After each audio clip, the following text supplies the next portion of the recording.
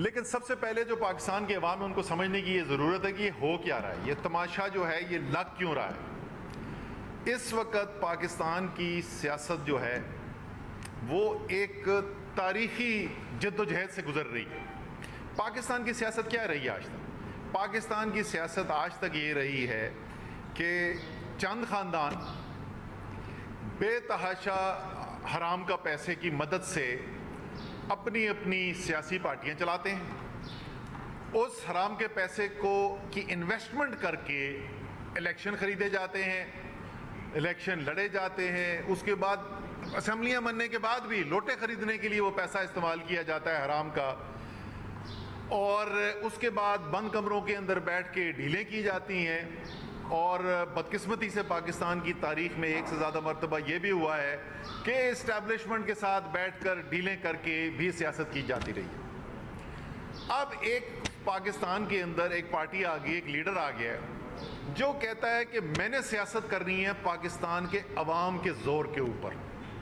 डरता मैं सिर्फ अल्लाह से हूँ और सियासत मैंने करनी है सिर्फ अवाम के ज़ोर के ऊपर। और इमरान खान जो है वो न सिर्फ अपनी तमाम सियासी जो तहरीकें चलाते हैं उनकी सियासी हिकमत अमली जो होती है, और अभी आपने देखा पिछले 4 महीनों के अंदर शायद उसका इतना ताकतवर मुजाहरा पहले न हुआ हो कि किस तरीके से एक पूरे पुराने बोसीदा निज़ाम ने, एक पाकिस्तान की स्टेटस को ने बाहर की बैरूनी मुदाखलत की मदद के साथ पाकिस्तान के अवाम का मैंडेट छीनने की कोशिश की गई और उसके खिलाफ जद्दोजहद हुई।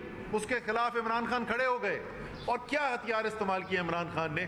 वाहिद एक हथियार इस्तेमाल किया, पाकिस्तान के अवाम। और पाकिस्तान के अवाम ने अपनी कुव्वत दिखाई और उस कुव्वत के साथ पाकिस्तान के अवाम ने ये पैगाम दे दिया कि पाकिस्तान के मुस्तकबिल के फैसले जो हैं वो कोई बंद कमरों के अंदर बैठ के लोग नहीं करेंगे, वो चंद ख़ानदान नहीं करेंगे, वो कोई बैरूनी ताकतें नहीं करेंगी। ना पाकिस्तान के अवाम बाहर की ताकतों के सामने सर झुकाने को तैयार हैं और ना इन ताकतवर ख़ानदानों की गुलामी करने को तैयार है। और पाकिस्तान के अवाम को एक बहुत बड़ी कामयाबी हासिल हुई। अब ये पूरा निज़ाम जो है ना ये लर्जा खेज है, अब ये हिला हुआ है। अब इनको समझ नहीं आ रही कि ये इतनी बड़ी ताकत जो अवाम की है इससे मुकाबला क्या किया जाए। तो एक पहलू अवाम की ताकत का ये है, ये इमरान खान क्यों माफियाज के सामने खड़ा हो जाता है, ये इमरान खान कैसे कार्टल्स के खिलाफ जद्दोजहद करता है, इमरान खान कॉम्प्रोमाइज़ करने को तैयार क्यों नहीं होता। अवाम की ताकत और सियासत करने के लिए बदकिस्मती से आज के दौर में पैसा भी चाहिए। वो कहता है मैं पैसा भी नहीं लूँगा ताकतवरों से, मैं पैसा भी लूँगा अवाम से। और ये सबको पता है कि पाकिस्तान में अमूमी तौर पर भी अगर आप देखें तो पाकिस्तान की मईशत तो इस वक्त बैरून मुल्क पाकिस्तानियों की जो तरसील ज़र है उसके ऊपर ये मईशत इस वक्त खड़ी हुई है। इसी तरीके से तहरीक इंसाफ की जो फंडिंग होती है उसमें बहुत सारे पाकिस्तान में रहने वाले लोग भी जो हैं, आम आदमी जो है वो पैसा उसके अंदर जमा कराते हैं, लेकिन एक बहुत बड़ी तादाद उसकी आती है बैरून मुल्क पाकिस्तानियों से। ये चाहते ये हैं कि अगर हम ये दरवाज़ा बंद कर दें, अगर कोई सियासी पार्टी अवाम से पैसा लेकर सियासत ना कर सके तो फिर एक ही रास्ता रह जाएगा, वो है ताकतवर घरों का रास्ता, ताकतवर इदारों का रास्ता, बैरूनी ताकतों का रास्ता। उनके सामने आकर सर झुकाओगे, उनके साथ बैठ के कॉम्प्रोमाइज़ करोगे तो फिर सियासत कर सकते हो, वरना घर में बैठो और बयान देते रहो। मैं उनके नाम नहीं लेना चाहता, बहुत अच्छे अच्छे लोग गुजरे हैं पहले पाकिस्तान की तारीख में जिन्होंने कोशिश की इस सियासत के मैदान में आके काम करने की, लेकिन नहीं कामयाब हुए। और एक वजह यह है कि पैसा के बगैर सियासत हो नहीं सकती। जलसे करने के लिए पैसा चाहिए होता है, इलेक्शन डे के लिए आपको पैसा चाहिए होता है, बैनर झंडे लगाने के लिए पैसा चाहिए होता है। और इमरान खान ने इस जो मुश्किल चीज़ थी उसको तोड़ा और अवाम की ताकत से तोड़ा। इमरान खान पाकिस्तान की तारीख का सबसे ज़्यादा पैसा जमा करने वाले, खैरात के लिए पैसा जमा करने वाले इंसान है। शौकत खानम उन्होंने 1 नहीं 2 नहीं 3 शौकत खानम बन रहे हैं, नमल यूनिवर्सिटी बन रही है। इमरान खान फाउंडेशन जो है लोगों को इत्मीनान है, उनको पता है ये दयानतदार इंसान है, इसको जो पैसा देंगे जिस मकसद के लिए वहीं इस्तेमाल होगा। इसीलिए वो वाहिद आदमी है जिनके नाम के ऊपर सियासत के अंदर भी एक आम आदमी जो है वो पैसा देने के लिए तैयार होता है। वो सिर्फ वो नहीं पैसा देता कि अच्छा ठीक है मैं आपका इन्वेस्टर बनूंगा, आपके मैं इलेक्शन में पैसा लगाऊंगा, लेकिन फिर इसका मुझे कम से कम 10 गुना रिटर्न भी आगे से चाहिए। ये निज़ाम है जो ख़तरे में है। इमरान खान ने और पाकिस्तान की अवाम ने मिल के इस निज़ाम को ख़तरे में डाल दिया है। ये कोशिश की जा रही है आज कि किसी तरीके से ये दरवाज़ा बंद कर दिया जाए। और तमाशा ये क्या कर रहे हैं, तमाशा यहाँ पे हज़ारों पेजेस, इतने बड़ी बड़ी फाइलें जो हैं, फ़ारूक हबीब उठा के बेचारा, इसके भी मसल बेचारा क्या इसके अच्छे मसल बन गए हैं। इलेक्शन कमीशन जा के इतनी तफसील जमा की है। मैं चाहता हूं इलेक्शन कमीशन सिर्फ एक काम तो हिम्मत करे ना, जरा वेबसाइट के ऊपर डाल दे सारे पाकिस्तानियों के लिए देखने के लिए कि तहरीक इंसाफ ने क्या क्या तफसील जमा की हुई है अपने अकाउंट्स की, और बाकी ये मुस्लिम लीग नून और पीपल्स पार्टी ने क्या क्या क्या तफसील दी हुई है। हराम का पैसा उनके ऊपर ये पार्टियां चल रही हैं। और चलें, आप मुझे तो बोलेंगे कि मैं इनका सियासी मुखालिफ हूँ, कोई बहुत पुरानी बात नहीं है, इल्ज़ाम तो बहुत पहले से लग रहा था, 1-2 साल पहले की वीडियो है, उठा के देख लें। बिलावल जरदारी क्या कह रहे हैं? बिलावल जरदारी कह रहा है कि नवाज शरीफ ने पैसा लिया उसामा बिन लादन से बेनज़ीर की हुकूमत गिराने के लिए। ये खुद PDM के वज़ीर ख़ारजा कह रहे हैं अपने वज़ीर आज़म के बारे में कि वज़ीर आज़म जो हैं इन्होंने उसामा बिन लादन से पैसा लिया हुकूमत गिराने के लिए। इसी तरीके से दूसरी जो पार्टियां हैं उनके ऊपर भी ये इल्ज़ामात हैं, और एक नहीं बड़ी लंबी फहरिस्त है। मुझे यकीन है कि फ़ारूक हबीब अभी थोड़ी देर बाद आपको बड़ी पूरी ये तफसील बता देंगे कि किधर किधर से हुआ। उन पार्टियों का मुकाबला कर रहे हैं और आप बोल रहे हैं कि जो फलाना आया था उसके अंदर जो है ना ये कॉमा ठीक नहीं था और फुल स्टॉप ठीक नहीं था। मैं भी आता हूँ अभी स्पेसिफिक है, लेकिन मेरे ख्याल में अगर किसी को शक था कि ये इलेक्शन कमीशन जो है ये जानिबदार है, ये एक सियासी हरीफ है, ये अब रियासती इदारा नहीं रहा, ये एक सियासी हरीफ है, ये PDM के अलायंस का पार्टनर है, इसमें आज के बाद ये शक बिल्कुल ही ख़त्म हो जाना चाहिए। अच्छा है, सच जो है खुल के सामने आ जाना चाहिए। जो जहाँ पर खड़ा हुआ है और जिसकी जो हकीकत है वो आवाम के सामने आश्कार हो जाना, ये भी भला है। ये कोई आज के फैसले से कोई परेशानी की बात नहीं है। उन सब लोगों को ज़रूर मैं ताज़ियत करना चाहता हूँ जो इस इंतज़ार में बैठे थे कि तहरीक इंसाफ के ख़िलाफ़ इलेक्शन कमीशन कोई फ़ैसला करेगी जिससे तहरीक इंसाफ की जो पाबंदी लगा दी जाएगी, और आज के बाद तहरीक इंसाफ का नामो निशान ख़त्म हो जाएगा और इमरान खान की सियासत ख़त्म हो जाएगी। तो इतनी हिम्मत जो है वो इलेक्शन कमीशन को भी नहीं हुई कि इतना को घटिया फ़ैसला दे सकें। कोशिश उन्होंने बड़ी की है, लेकिन यहाँ तक वो भी नहीं पहुँचे, तो कम से कम वो कहानी जो 6 साल से चला रहे थे वो तो ख़त्म हो गई। अब आ जाएँ जी, 3 ठोस इल्ज़ामात लगाए क्या हैं अपने फैसले के अंदर। उन्होंने क्या 3 चीज़ें कही हैं कि क्या खराबी की गई है।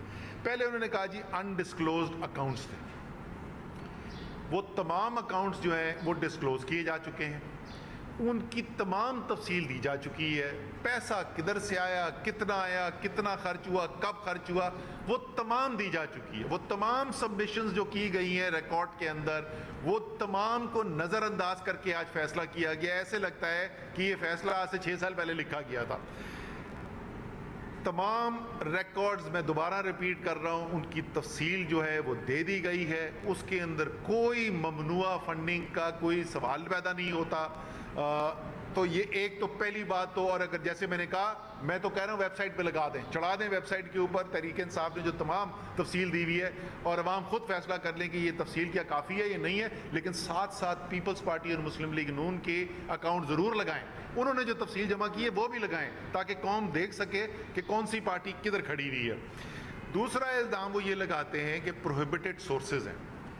आप ज़रा सुने, ये कितना बड़ा, ये मजाक नहीं है, ये कितनी बड़ी साजिश पाकिस्तान के अवाम के साथ करने की कोशिश की जा रही है। अमेरिका में, बरतानिया में, कनाडा में तरीक़ेकार है फंड रेजिंग का, उनका कानून वाज़े करता है। उसके अंदर साफ तौर पे लिखा हुआ है कि आपने एक मखसूस मकसद के लिए कंपनी बनानी है। उस कंपनी के अंदर तमाम जो है वो जो डोनेशंस आएंगी वो उसके अंदर जमा होंगी, और सालाना उसकी रिपोर्टिंग की जाएगी। जो वहाँ की अथॉरिटीज़ हैं, वहाँ की हुकूमत की एजेंसीज़ हैं, उनको आपने ये पूरी फहरिस्त देनी है, किसने पैसा दिया, कितना पैसा दिया, कब पैसा दिया, ये तमाम रिपोर्टिंग करनी है। अमेरिका में वो फारा एजेंसी वहाँ पर किया जाता है, और अमेरिका के अंदर जहाँ सबसे ज़्यादा पैसा जहाँ से आता है वो PTI LLC के नाम से वो जो पैसा लेने के लिए जो इदारा बना हुआ है वो रजिस्टर्ड है। अब वो पैसा सारा जो सारे का सारा इंडिविजुअल का वहाँ पे आ रहा है और वो तमाम डिस्क्लोज है उसके अंदर। वो कहते हैं कि ये पीटीआई एलएलसी का जो पैसा है ये कंपनी का पैसा इसलिए नहीं दिया जा सकता। साफ साफ अल्फाज में वो ये कह रहे हैं कि आइंदा तहरीक इंसाफ नहीं, कोई पाकिस्तान की सियासी पार्टी एक आम पाकिस्तानी से जो मुल्क से बाहर रहता है उससे पैसा नहीं ले सकती। ये साफ साफ ये कह रहे हैं। ये कह रहे हैं कि पाकिस्तान में अवाम की जमहूर की सियासत नहीं इजाज़त दी जाएगी। सिर्फ पाकिस्तान में सियासत करने की इजाज़त उनको होगी जिनके पास हराम की दौलत है, जिनके पास इन्वेस्टर्स हैं जो पैसा लगाएंगे और फिर इक़्तिदार में आके पैसा कमाएंगे। और साथ मजाक ये कि वो अमेरिका के जो कानून है वो पीटीआई एलएलसी वाले वो उसमें कहते हैं कि जी अमेरिका के भी कानून की खिलाफ वर्जी हुई है और बैरूनी मुल्क, तुम चौधरी हो अमेरिका के, वो उनकी हर साल रिपोर्टिंग हो रही है, वो कह नहीं रहे कि कोई कानून की खिलाफ वर्जी हो रही है। यहाँ से बैठे इनको पता है कि अमेरिका के कानून की खिलाफ वर्जी हो रही है। तो जो भी वहाँ पर अकाउंट्स बताए गए हैं इसी तरीके से वो नाम लिए गए। वो बंदे का नाम दिया को जी नाम हिंदू था तो हिंदू पाकिस्तानी नहीं होते, क्रिश्चियन पाकिस्तानी नहीं होते। ये सारी तफसील लोगों के वीडियो जिनके इन्होंने नाम लगाए उनकी वीडियोस अपलोडेड हैं, वो तमाम तफसील मौजूद है। फिर तीसरी चीज़ एक और जो सबसे ख़तरनाक साजिश करने की कोशिश की गई है, कोशिश ये है जाएगी तो कहीं नहीं क्योंकि कानून के ऊपर इसका कोई बुनियाद ही नहीं है।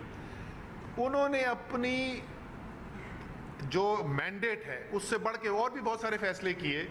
उसमें उन्होंने अपनी मैंडेट से पैसे कर अपने इख्तियार से तजावुज़ करके जो फैसले किए उसमें से एक ये किया है कि इमरान खान ने एक झूठा बयान हल्फी दिया गया।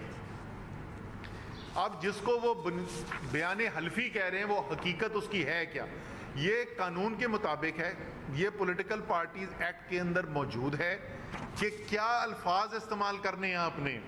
चेयरमैन पार्टी का जो है उसने सर्टिफिकेट देना है, एफिडेविट नहीं देना, हलफनामा नहीं देना, सिर्फ एक सर्टिफिकेट देना है। सर्टिफिकेट में क्या लिखा हुआ है, information given in the statement, यानी वो जो जमा कराई जा रही है इलेक्शन कमीशन के पास, information given in the statement is correct to the best of my knowledge and belief.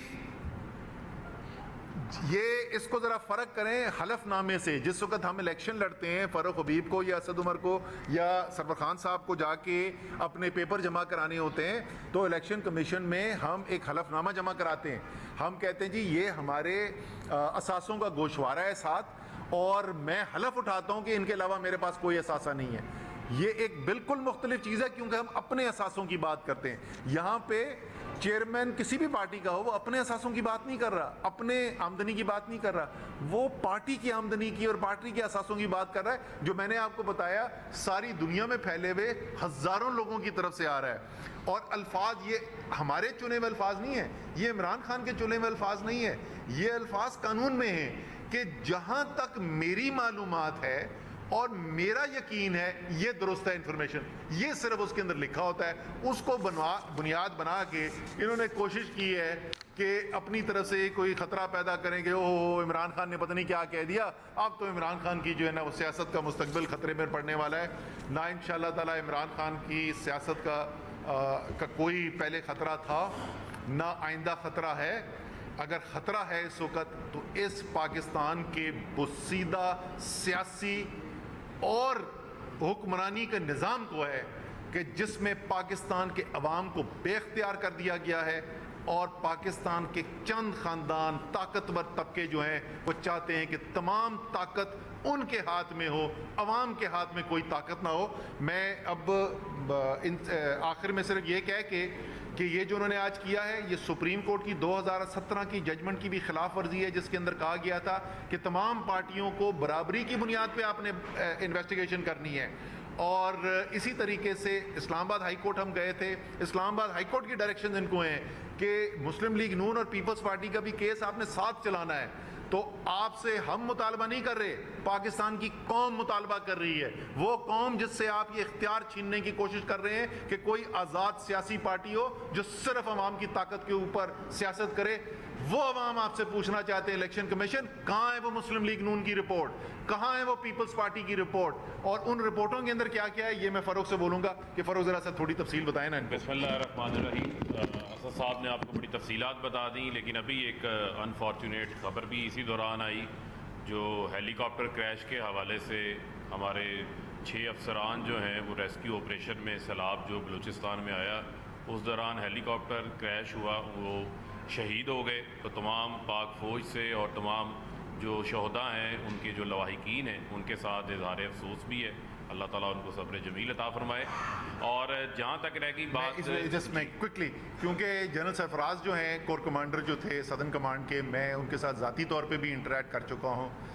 एक इंतहाई शानदार अफसर होने के साथ साथ बेहतरीन इंसान, और जो चीज़ मेरे जहन में सबसे ज़्यादा उनकी चस्पा है, पहली दफ़ा जब मैं मिला उसके बाद से जितनी भी मुलाकातें हुई, एक दर्द रखते थे बलूचिस्तान के अवाम के लिए। और बहुत ही हमारे लिए अफसोस की बात है कि इतना अच्छा इंसान, इतना अच्छा अफसर, और बाकी जो हमारे सारे अफसर जो कौम की खिदमत के लिए निकले हुए थे वो जाँ बहक हुए, शहीद हुए।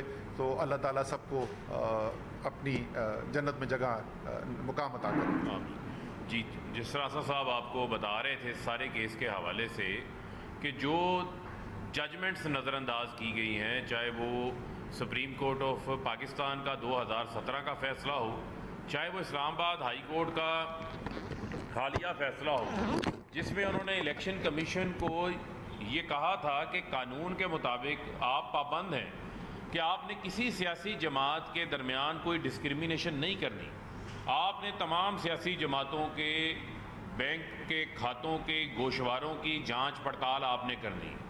लेकिन इलेक्शन कमीशन जो है उसने कहा कि मेरा ट्रैक रिकॉर्ड जो है वो ख़राब ना हो जाए, मैंने हर मामले में जो है वो पीटीआई को आगे रखना है और नून लीग और पीपल्स पार्टी के साथ जो है वो लाडलों जैसा सलूक करना है। पीपल्स पार्टी और नून लीग और पीटीआई की जो स्क्रूटनी कमेटियाँ हैं ये एक वक्त में बनी हैं। जो ये बार बार बात की जाती है जी 8 साल में 4 साल तो ये स्क्रूटनी कमेटी ने ले लिए और ये इलेक्शन कमीशन के इस फैसले ने ले लिए। 1.5 साल उसमें हनीफ अब्बासी सुप्रीम कोर्ट के अंदर केस को लेकर गए, उस वजह से इलेक्शन कमीशन में हेयरिंग्स नहीं होती रही।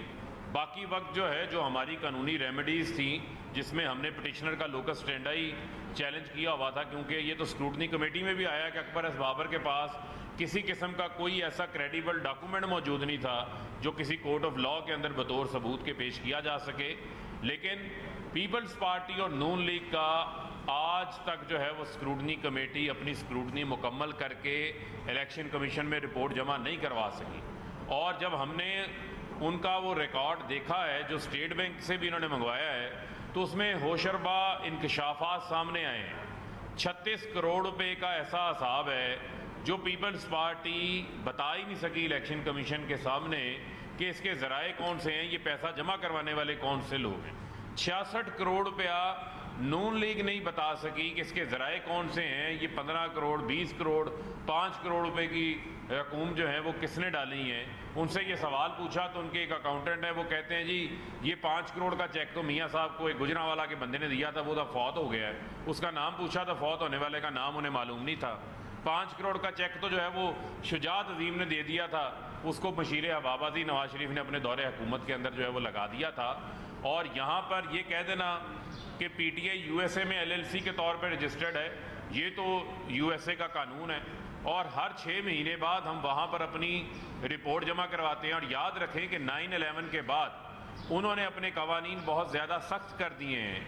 वहाँ पर कोई ऐसी फंड रेजिंग नहीं हो सकती जिस फंड रेजिंग की बुनियाद जो है वो दुरुस्त ना हो।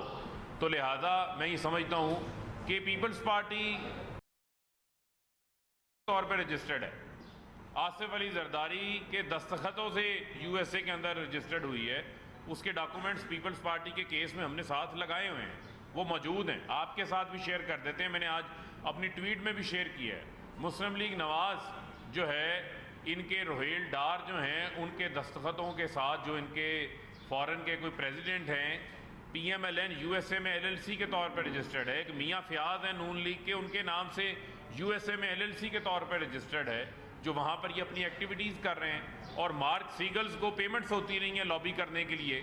और मार्क सीगल आपको याद है मशहूर लॉबियस्ट है जिनको बीबी शहीद के जो केस में बतौर गवाही देने भी जो है वो पाकिस्तान आए थे, ये भी आपके इल्म में होगा। तो बुनियादी तौर के ऊपर इस सारे मामले के अंदर पीटीआई को सिंगल आउट किया गया है। पीपल्स पार्टी और नून लीग के केसेस के ऊपर किसी किस्म की कोई पेशरफ नहीं की गई। तो मैंने तो इनको पहले भी चैलेंज किया था कि इलेक्शन कमीशन की तो बायसनेस अपनी जगह के ऊपर मौजूद है। ये इनको चैलेंज करते हैं कि टॉप ऑडिटर्स ले आए, आप अपनी मर्जी के top auditors, international auditors, independent auditors ले आते हैं, पीटीआई के अकाउंट्स रख लेते हैं, पीएमएलएन पीपल्स पार्टी के रख लेते हैं, और मीडिया पे लाइव कवरेज होगी, पता चल जाएगा कि किस जमात ने पाकिस्तान